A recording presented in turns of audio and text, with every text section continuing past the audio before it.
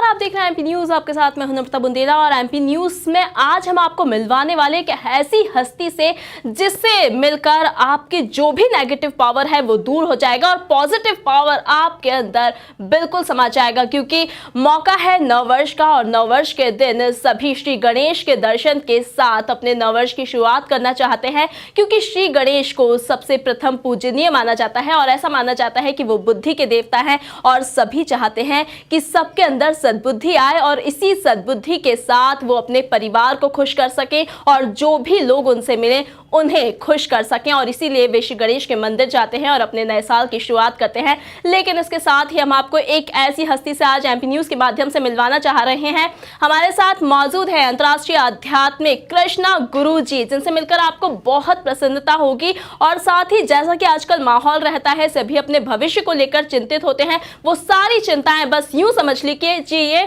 कि आपकी चुटकी में अब दूर होने वाली है। नमस्कार गुरुजी, हम स्वागत करते हैं आपका एमपी न्यूज में और हम आपसे जानना चाहेंगे हमारे दर्शकों के लिए कुछ ऐसी टिप्स, क्योंकि खासकर आज देखा जाता है कि अंधविश्वास में कुछ लोग तो डूबे रहते हैं जो ग्रामीण क्षेत्रों के लोग होते हैं, लेकिन जो शहरी क्षेत्रों के लोग होते हैं वो इस अंधविश्वास से दूर रहते हैं। और आजकल वैसे तो गुरुजी लोगों के पास सभी जाते हैं, सभी के कोई ना कोई गुरुजी होते हैं, क्योंकि हमारा भारत देश है और यहाँ आध्यात्म से कई चीजें जुड़ी होती हैं, कई लोग जुड़े होते हैं।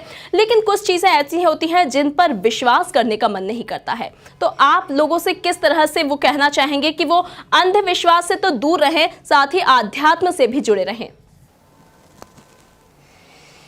माय गॉड, इकट्ठे आपने इतने प्रश्न दाग दिए मेरे पे। सुनने वालों को मेरा प्रणाम और इस प्रकार नववर्ष की मंगल कामनाएं मेरी तरफ से भी आपको। नम्रता ने प्रश्न किया कि इंसान के जीवन की नकारात्मकता जो एक रूटीन रहती है उसको दूर करके हम सकारात्मकता कैसे डालें। तो पहली बात नम्रता मैं यहाँ बोलना चाहूँगा कि आदमी पहले वो जानता है क्या मेरे पास नकारात्मकता है। पहली चीज़, if he is aware about his negativity means he is 50% work done. अगर वह अपने नकारात्मकता के बारे में सजग है तो 50% उसका काम हो गया। 50% उसको दूर कैसे करना। दूसरी चीज़, वो दूर करना चाहता है क्या। अगर वो दूर करना चाहता है तो उसका 100% काम हो गया। और हम जैसे कोई माध्यम नहीं, जिस प्रकार आपके घर में लाइट नहीं रहती है ना, वो लाइट चली जाती है, आप क्या करते हैं? इमीडिएट इलेक्ट्रिक मैन को कॉल करते हैं, लाइट वाला आ जाता है, घर को प्रकाशमय करके चले जाता है ना। उसको याद करते हैं, अगली बार याद करते हैं जब लाइट आती है। तो मेरा भी कुछ एक रोल उसी प्रकार एक लाइट वाले समान, कि जब भी किसी फ़ोन आता है किसी का परेशान रहता है, नेगेटिव से गुजरता है, उसको उसकी एहसास, उसके पास जो है उसका एहसास अपनी प्रार्थना से, अपनी हीलिंग के माध्यम से टेलीफोन पे करवाने का प्रयास करता हूँ। और ऊपर वाले ने मुझे कामयाब रखा है कि जितने लोगों के फ़ोन आए उनकी नकारात्मकता किसी भी प्रकार की, वो शारीरिक दर्द हो या कोई रिश्तों का दर्द हो या किसी अभाव का दर्द हो, किसी हद तक मैं एक शक्ति के माध्यम से जो मेरी श्वास चला रही है मैं दूर करने में कामयाब रहा हूँ। बिल्कुल, लेकिन आप लोगों को ऐसे क्या अलग आइडियाज देते हैं जो लोग उस पर विश्वास बिल्कुल आंख बंद करके विश्वास कर पाए? क्योंकि आजकल के जो यंगस्टर्स होते हैं उनके लिए वो सारी चीज़ें फॉलो करना एक मुमकिन नहीं होता है, क्योंकि आजकल टाइम की कमी होती है। और जो आजकल जो पंडित होते हैं, गुरुजी लोग होते हैं, वो ऐसे ऐसे आइडियाज़ देते हैं कि ये करो तो आपका फ्यूचर सिक्योर होगा, वो करो तो आपका फ्यूचर सिक्योर होगा। तो आप ऐसे क्या अलग से आइडियाज़ देते हैं जिन पर लोग विश्वास भी कर पाए और साथ ही समय की कमी होने के बावजूद उसे पूरा कर पाए? जहाँ तक आपने कहा कि गुरु के पास जाते हैं, वो उनको मार्गदर्शित करते हैं, कुछ उपाय देते हैं, रिमेडी देते हैं, पूर्णतः सहमत हूँ आपसे। क्योंकि कोई भी इंसान विषम परिस्थिति में होता है तो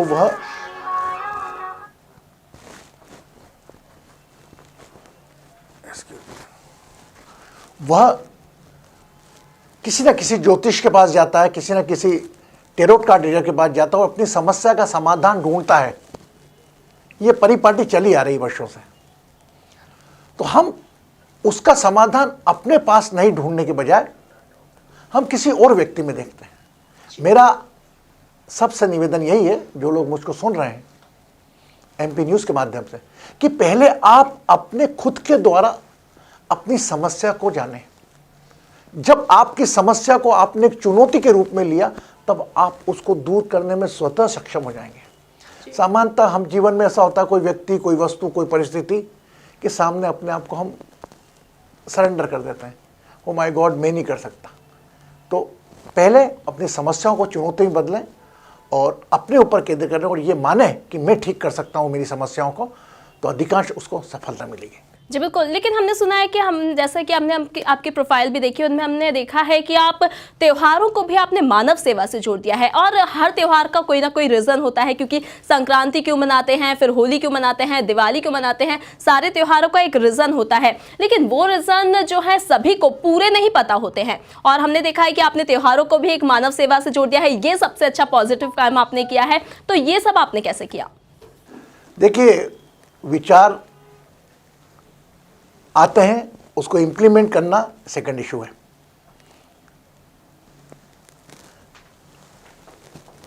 विचारों का आना जाना चलता रहता है, त्यौहार भी आते जाते हैं, हमने कभी से चलते रहते हैं। मेरे मन में त्यौहार को मानव सेवा से जोड़ने का टाइम जब आया, जब मैं गणेश जी की आरती गा रहा था कि अंधन को आंख देत कोड़न को काया।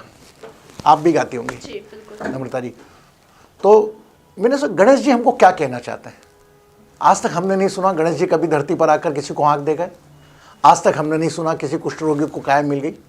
ठीक है, प्रार्थना में विश्वास होता है, मानता हूँ, लेकिन वो गणेश जी ये कहना चाह रहे हैं आपसे कि आप स्वयं गणेश जी बन के किसी के जीवन में जाएं। आप अपनी नेत्रदान के माध्यम से उनको एक आंखें दे सकते हैं। आपको मालूम है नम्रता जी, एक इंसान मृत्यु प्रणांत अगर अपनी आंखें दान करता है, उसके नेत्रदान से 6 व्यक्तियों को रोशनी मिलती है। तो आपके जीते जीते, आपके न रहने पर भी आप किसी के लिए गणेश जी बन सकते हैं। किसी कुष्ठ रोगी के आश्रम में जाकर कोई मदद कर सकते हैं, उनके जीवन के गणेश जी बन सकते हैं आप। और अगर कोई कार्य किसी के लंबित पड़े हैं आपके पास, उसके विघ्न दूर करके आप उसके जीवन के गणेश जी बन सकते हैं। तो मेरा प्रयास यही रहता है कि गणेश आरतियाँ हैं, पूजा हैं और जो हमारे त्यौहार हैं, इनको मैं मानव सेवा से जोड़ता हूँ, क्योंकि कहीं ना कहीं वो फलीभूत भी होती हैं और मुझे अच्छा रिस्पांस मिला है इसके लिए। जी बिल्कुल, एक लाइन में मैं कंफ्यूज हो गई हूँ यहाँ पर। जैसे कि आपने कहा कि यदि कोई आंखें दान करता है तो उसकी आंखें दान करने से 6 लोगों को रोशनी मिलती है। तो वो 6 लोगों को रोशनी कैसे मिलती है? साइंस कहता है, विज्ञान पेंटिंग प्रूव है, आप किसी आई डोनेट बात करें जो आई डॉक्टर है, कि वो रेटिना जितनी अफेक्टेड रहती हैं, तो हमारे एक व्यक्ति की तो पूरी रेटिना कंप्लीट रहती है, तो जितनी अफेक्टेड रहती है वो रेटिना में लगाकर 6 व्यक्तियों को वो रोशनी दे सकते हैं। जी जी बिल्कुल। आप एक आध्यात्मिक गुरु होने के साथ साथ, जैसे कि आप लोगों को तो मार्गदर्शन देते ही हैं, साथ ही उनका जो माइंड है वो क्रिएटिव करते हैं, उसके साथ ही आप बॉडी क्रिएटिव बनाने के लिए भी आप एक योगा टीचर के तौर पर भी काम करते हैं। और योगा, अंतर्राष्ट्रीय योगा दिवस भी मनाया जाता है, उसमें भी हमने सुना है कि आपने जो योगा है वो भी हमेशा अलग अलग जगह पर जाकर किया है। तो वो अलग अलग जगहों पर जाने के पीछे आपका क्या मकसद था? देखिए नम्रता जी, ये मेरा ये मानिए कि मेरा एक स्वभाव है कि मैं एक भीड़ का हिस्सा नहीं बनना चाहता। कुछ मेरा अंदर जुनून रहता है कि मैं कुछ अलग हटके करना चाहता हूँ। ये मेरा शुरू से नेचर है। ये भी एक परंपरा बनती गई। अंतर्राष्ट्रीय दिवस पहला दिन जो था 2014 का, और उसमें 21 तारीख को मेरे को जयपुर जाना था और ट्रेन भी वो चेयर कार थी। तो मुझे पता लगा योग टीचरों में, यार हम अनजस्टिफाई करेंगे योग के साथ। तो उस दिन हमारा विचार आया, हमने रेलवे वाले से परमिशन ली, स्टेशन मैनेजर से, उन्होंने परमिशन दी, तो हमने वो चेयर कार में हमने योगा परफॉर्म कराया। My God, I was not aware कि इतना ज़्यादा रिस्पांस मिल जाएगा। मीडिया कर्मियों और भाई लोगों को धन्यवाद, उन्होंने इतना अच्छा सपोर्ट करा कि टाइम्स ऑफ इंडिया दूसरे टाइम में हमारा फोटो आया न्यूज़ पर, ट्रेन में योगा कराते हुए, क्योंकि उनके लिए एक न्यूज़ थी ये कि अंतर्राष्ट्रीय दिवस के दिन चलती ट्रेन में हुआ योगा। जबकि मैंने एक आम सामान्य घटना समझ के करा दिया कि चलो इन लोगों को योग से क्यों वंचित रखें। तो उसी प्रकार मुझे जुनून चलता गया। तो मैं हर अलग अलग योग अंतर्राष्ट्रीय दिवस को अलग अलग मनाता हूँ। एक दिन मैंने महाकाल परिसर में भिक्षुकों के बीच में करा, एक दिन मैंने कैलाश मानसरोवर में सबसे ऊंचाई पर रहकर कि योग के द्वारा आप ऑक्सीजन की कमी को भी दूर कर सकते हैं, उसका संदेश दिया, जो कि एक विश्व रिकॉर्ड बना। 13,000 स्क्वायर फीट ऊपर योगा परफॉर्म कर एक हाईएस्ट एल्टीट्यूड का योगा रिकॉर्ड बना। जी, हमने आपके बारे में ये भी सुना है कि आप आपके जो अंदर वो पावर है, वो शक्ति है कि अगर लोग आपके पास ना भी आ पाए, समय की कमी या फिर दूर रहने की वजह से ना भी आ पाए, तो केवल फोन पर भी आप समाधान कर देते, तो ये आप कैसे कर लेते हैं? नम्रता जी, मैं ये कहना चाहूँगा कि वही बात आ जाएगी कि वह शक्ति जो मेरे पास है वो समस्त लोगों के पास है, बस वो उससे जागरूक नहीं, सजग नहीं है उसके प्रति। हम हमेशा अपने आप को बाहर की दुनिया में अटैच रखते हैं, हमारी समस्याएं, परेशानियां, तनाव में घिरे रहते हैं, लेकिन वो पावर जो मेरे पास है वो आप सब लोगों के पास भी है जी। इस बात को मैंने प्रूव करके दिखाया है कि आज की तारीख में करीब 16 कंट्री में मेरे 65 डिवाइन एस्ट्रो हीलर हैं जो मेरे से हीलिंग टेक्निक सीख कर दूसरे लोगों को हील कर रहे हैं। जी बिल्कुल, तो मतलब हर किसी में इतनी शक्ति होती है, बस जैसे कि हमने सुना था हनुमान जी के बारे में कि उनके पास इतनी सारी शक्ति थी, लेकिन वो अपनी शक्तियों को भूल गए थे, और जब उन्हें याद दिलवाया गया तो उनके अंदर इतनी शक्ति आ गई कि वो 7 समुंदर पार सीता मैया का पता लगाने चले गए। तो अब देखा जाए तो आज भी ये बातें सच है कि सबके अंदर इतनी पावर होती है, इतनी शक्ति होती है, सिर्फ ज़रूरत है तो उसे जागृत करने की। यही कहना चाह रहे हैं आप? बाहर की आपको पूरा मालूम है जी, आपका नाम आपको मालूम है, आपकी गाड़ी, कार, ATM हम मालूम है। हमने अभी तक अंदर की यात्रा ही नहीं करी। अब अंदर की यात्रा करी नहीं, कभी किसी ने बोला आंख बंद करके बैठ जाओ, ध्यान कर लो, ध्यान भी करते हैं, ध्यान कहीं और रहता है। जब हम अंदर की यात्रा करेंगे तब पता लगेगा कि हमारे इस अंदर के खजाने में क्या क्या ऊपर वाले ने दे के भेजा है। और हम छोटी छोटी समस्याओं पर अपनी आंखों में आंसू ले आते हैं, किसी और के पास जाते हैं, हाथ दिखाते हैं, ज्योतिष दिखाते हैं। वो भी प्रणाम करता हूँ समस्त विद्याओं को, लेकिन पहले आप अपना समाधान खुद से ढूंढें। है ना, मुश्किल में हो आप अगर तो समझो इस बात को, लेकर अपना नाम तुम खुद को आवाज़ दो। जी बिल्कुल, जैसे कि गुरुजी आपने ये भी बताया कि सबको अपने अंदर शक्ति जागृत करने की ज़रूरत है, हर किसी के पास इतनी पावर है, तो लोग ये भी जानना चाहेंगे कि हम अपने अंदर की शक्तियों को आखिर पहचाने कैसे? पहली बात तो आप जानना चाहते हैं क्या? Yes, they lot of spirituals, आध्यात्मिक गुरु का भरमार पड़ा हुआ है। कुछ शुल्क लेके कराते हैं, कुछ निःशुल्क कराते हैं। आपको अंदर एहसास कराना, जिस प्रकार एक लाइट आपके घर की चली जाती है, अंदर की लाइट जलाना, ये कई बहुत सारे आध्यात्मिक गुरु हैं, और उसी में एक मेरा नाम भी शामिल कर लीजिए आप। मैं ऑनलाइन फ्री कोर्स करवाता हूँ जिसमें आपको बताता हूँ आपकी ये समस्या क्यों है जी। किस ग्रह के कारण है जी। क्या तकलीफ है, ये आप समस्या क्यों झेल रहे हैं, इसको आप ही के माध्यम से मैं ठीक करूँगा। मैं भी एक आप जैसा आम इंसान हूँ, मेरी भी सांस वही व्यक्ति चला रहा है जो आपके चला रहा है जी। तो हम सब एक हैं, बस ये दारोमदार है कि कोई एक चीज़ का ज्ञान जिसके पास ज़्यादा हो तो किसी दूसरे को वो ज्ञान देना चाहिए। हो सकता है आप मेरे जीवन में कोई गुरु बन सकती हैं, कोई ज्ञान आपको डिजिटल का नॉलेज है, आप मुझे देख के गुरु बन सकती। तो गुरु शब्द को हम एक आध्यात्म तक सीमित ना रखें, एक ज्ञान से सीमित रखें। गु मतलब अंधकार, रू मतलब प्रकाश। एक ऐसा पर्सन जो आपको अंधकार से प्रकाश की ओर ले आए, वो आपका गुरु।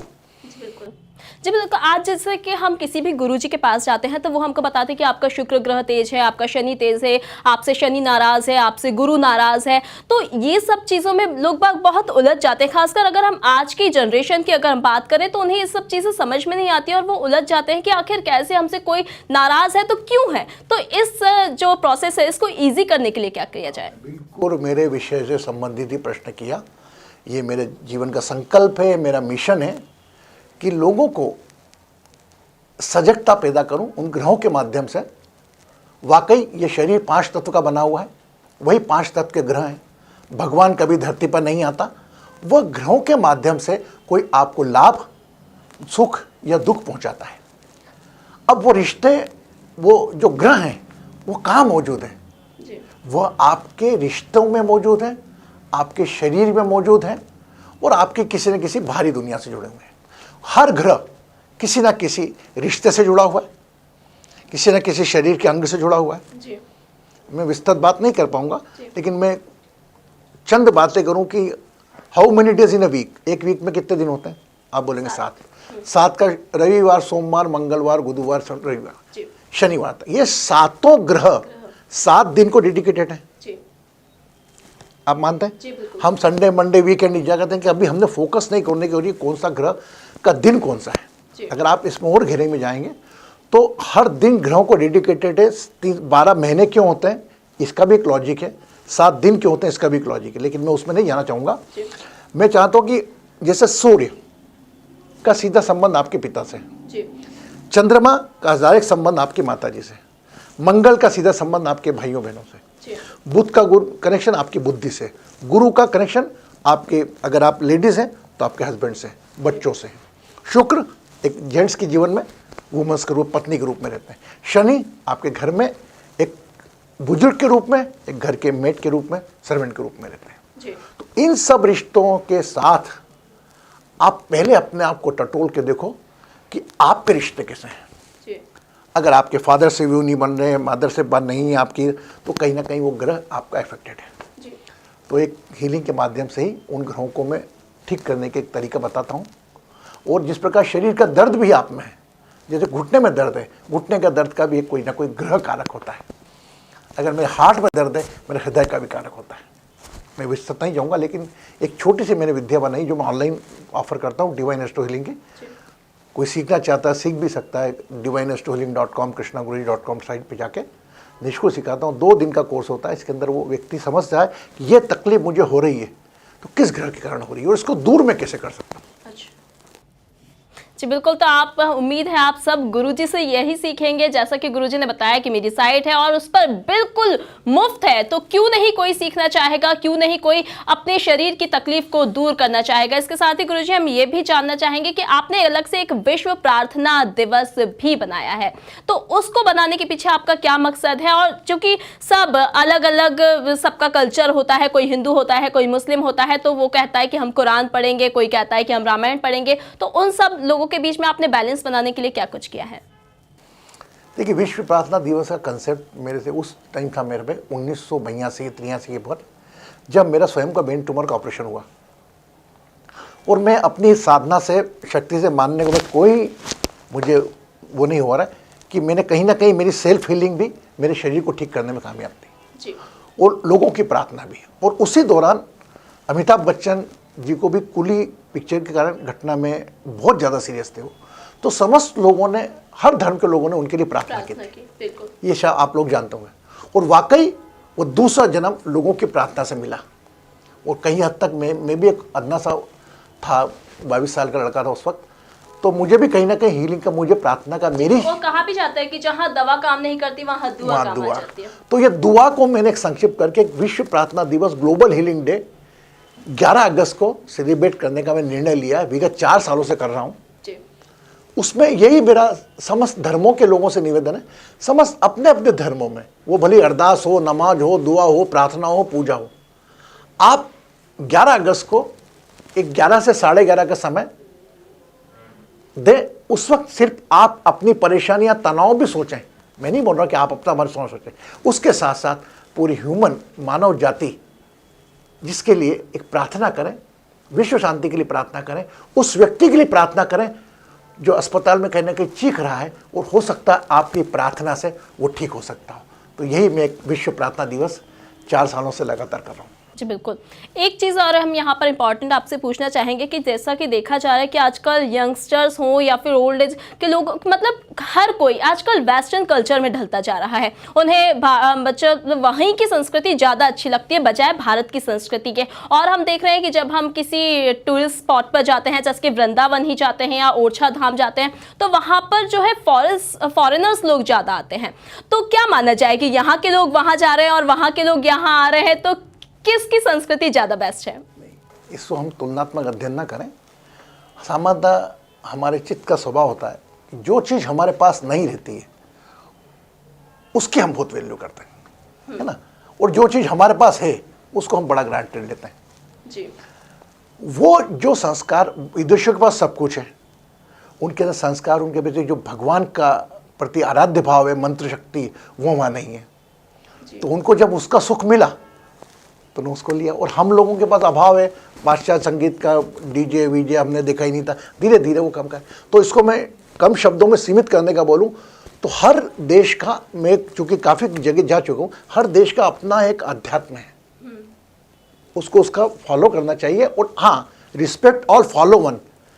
फॉलो आप भले एक को करें, फॉलो एक को ही करना चाहिए, लेकिन रिस्पेक्ट अपन सभी धर्मों की करें। तो अगर वेस्टर्न की बात करी आपने, मैं उसको ही प्रणाम करता हूँ। मैं बाइबल वहाँ चर्च में जाकर ही हीलिंग सेशन लिए मैंने।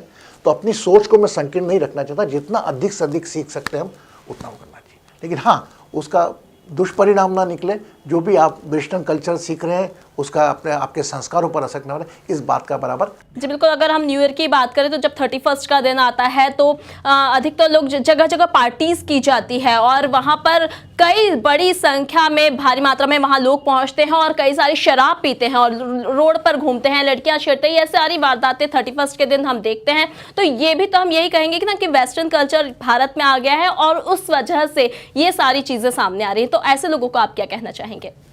ऐसे लोगों को देखो, आज की तारीख में सबसे बड़ा मुश्किल काम है किसी इंसान को समझाना। आज 18 साल के ऊपर इंसान समझदार है, वो क्या कर रहा है, उसका परिणाम क्या होगा, वो उसको समझदार है। लेकिन मैं ऐसे लोगों से करूँगा कि आप उसको शौक तक सीमित रखें, उसकी आदत ना डालें। कोई भी चीज़ शौक रखें, उसकी आदत ना बनाएं।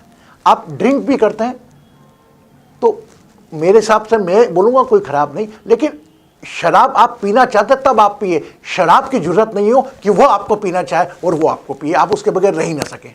हर चीज़ का excess of everything is poison.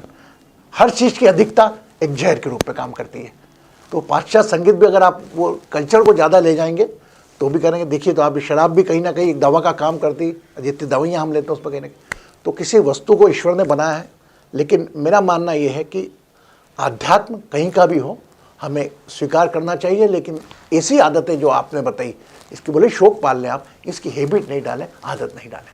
जी बिल्कुल, हर साल लोग नए नए रिजोल्यूशन लेते हैं, एक संकल्प लेते हैं, लेकिन उस संकल्प को पूरा नहीं कर पाते हैं। ज़्यादा से ज़्यादा 1-2 महीने वो याद रखते हैं और फिर तीसरे महीने आते आते वो भूल जाते हैं कि हमने नए वर्ष में क्या संकल्प लिया था। ऐसे में आप लोगों से क्या कहना चाहेंगे कि वो कौन से संकल्प लें और ऐसा कौन सा संकल्प लें जिसको वो साल भर याद रखें और उसे पूरा भी कर सकें? बहुत अच्छा प्रश्न किया और मेरी दिल की बात नम्रता जी आपने कह दी। सामान्यतः जब भी कोई कहीं हम जाते हैं, शमशान में जाते हैं तो मृत्यु का भय सताता है, अस्पताल में जाते हैं तो मृत्यु का भय सताता है, और जब 100 वर्ष पूरा होता है तो उसी को हमने वेस्टर्न के रूप में स्वीकार कर रखा है। देखिए 9 वर्ष को, ऐसा सामान्यतः हमारा हिंदू वर्ष गुड़ी पड़वा से प्रारंभ होता है।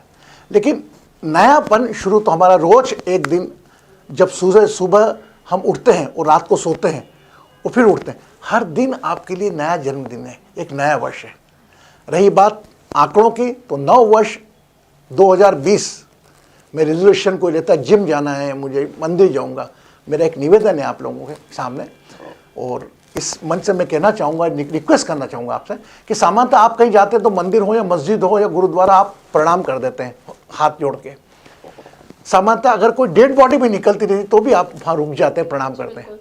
आप 9 वर्ष में एक मेरी तरफ से एक छोटा सा, अगर आपको ग्रहों को अपने हिसाब से काबू करना है, अगर आप ये चाहते हैं कि हर दिन जो आप चाहते हैं वैसा आपका जीवन चले, तकलीफें कम हो, तो 1 तारीख जनवरी से 2020 से आप ये संकल्प लें कि मंदिर मस्जिद सब पे रुकें, लेकिन साथ साथ में कोई अस्पताल हो, कोई अनाथाश्रम हो, वहाँ पर भी रुक कर एक मन से प्रणाम करें। क्या लोग आपका प्रणाम किसी चीखते हुई करहा को ठीक कर दें। तो ये आप कमिटमेंट ले सकते हैं कि जब भी कोई अस्पताल से क्रॉस करें, एम्बुलेंस दिख जाए, उसको 2 मिनट रोक के उसके अंदर जो भी हो उसके लिए प्रार्थना करें। मेरा पूरा विश्वास है, क्योंकि प्रार्थना पे काम करता हूँ, उसकी प्रार्थना जरूर लगी और कोई ना कोई उससे ठीक जरूर होगा। जी बिल्कुल गुरुजी, हम ये और एक लास्ट क्वेश्चन आपसे पूछना चाहेंगे, क्योंकि आजकल की भागदौड़ भरी जिंदगी होती है, सभी लोग इतना बिजी होते हैं कि उनके पास भगवान से प्रेयर करने का भी समय नहीं होता है। तो आप ऐसे लोगों के लिए क्या वो संदेश देना चाहेंगे कि वो अपने जीवन में से, मतलब दिन भर की दिनचर्या में से, चाहे वो ऑफिस में हो, चाहे स्कूल में हो, चाहे कॉलेज में हो, सिर्फ 2 मिनट का वो पल निकाल कर ईश्वर को याद कर सके? तो कैसे वो 2 मिनट में ईश्वर को याद कर सकें? ईश्वर क्या, भगवान क्या? बस है भूमि गगन से गगन, वस है वायु नी न से नीर। 5 तत्व का भगवान, 5 तत्व का आप स्वयं। आपको भगवान से मिलना है, जानना चाहते हैं तो एक बार अपनी आंख बंद करके अपने खुद के स्वरूप को ध्यान है। स्वाध्याय जरूर करें, सुबह उठकर आप अपने कर्म योग में लगे हैं। तो कलयुग में कहा गया है वर्क इज वर्शिप। अगर आप एक व्यवसायी हैं, अगर आप एक नौकरी पेशा है, अगर आप एक पति हैं, पत्नी हैं, उसके साथ पूरा न्याय दें, उन रिश्तों के साथ पूरा न्याय करें, उस कर्तव्यों के साथ पूरा न्याय करें। मेरे हिसाब से आपको प्रार्थना करने की ज़रूरत नहीं, क्योंकि वर्क इज़ वर्शिप। लेकिन हाँ, एक चीज़ का जरूर करें आप, जैसा नम्रता जी आपने बोला, 1 जनवरी रात को जब सोते वक्त 1-2 मिनट आंखें बंद करके अपना स्वाध्याय जरूर करें, पूरे दिन में क्या किया, अच्छा किया या बुरा किया, इसका चिंतन जरूर करें। अगर बाय चांस आपसे कुछ गलती भी हो गई है, वो उसको जिसको भी आप मानते हैं उसको याद करके समर्पित करें और दूसरे दिन से उसको ना दोहराएंगे, इस बात का संकल्प लें। मेरा पूरा विश्वास है अगर नियमित जीवन में अगर आपने रात को सोते वक्त 2 मिनट अगर स्वाध्याय को दिया, अगर अपने आप से बात करी, आने वाली तकलीफ भी आप पे आने के पहले सोचेगी। जी बिल्कुल, तो उम्मीद है कि लोग आपकी बात को फॉलो करेंगे और 2 मिनट ही सही ईश्वर को याद ज़रूर करेंगे और अपनी पूरी जो दिन भर की थकान होती है या डिप्रेशन में चले जाते हैं, वो सारी चिंताओं को, सारी तकलीफ़ों को वो सिर्फ 2 मिनट के पल में ही दूर कर पाए। उम्मीद है आप सब ने गुरुजी की बातों को ध्यान से सुना होगा और आप सब भी अपनी ज़िंदगी में इन सारी बातों को फॉलो करेंगे और अपनी सारी तकलीफ़ों को दूर कर पाएंगे और मोटिवेशनल थॉट्स आपके दिमाग में आते ही रहेंगे। नववर्ष के उपलक्ष्य में हम आपको बस यही संदेश देना चाहेंगे कि आपके जीवन की जो भी तकलीफें हैं उसे दूर कीजिए। अगर आप नहीं स्वयं कर पा रहे हैं, जैसा कि गुरुजी ने बताया कि अपने अंदर की शक्तियों को जागृत कीजिए। हर किसी के अंदर वो पावर होती है, वो क्षमता होती है कि वो सारी तकलीफों को दूर कर सकता है। उसे किसी के पास जाने की जरूरत नहीं होती है। केवल 2 मिनट के ईश्वर के ध्यान से भी सारी चिंताओं को दूर किया जा सकता है और उम्मीद है कि इस नए वर्ष में आप कई सारी ऐसी नई नई बातों को अपनी जिंदगी में लाएंगे, कई सारे रिजोल्यूशन आप लेंगे और उसे पूरा करने में भी सफल होंगे। एमपी न्यूज की ओर से आप सभी दर्शकों को नव वर्ष की हार्दिक हार्दिक शुभकामनाएं। एमपी की नब्ज, एमपी का हाल, मध्य प्रदेश की हर खबर एमपी न्यूज टीवी के साथ। लगातार खबरों के लिए सब्सक्राइब करें हमारा YouTube channel MP news TV. Latest updates के लिए बेल आइकन दबाना जरा भी न भूलें।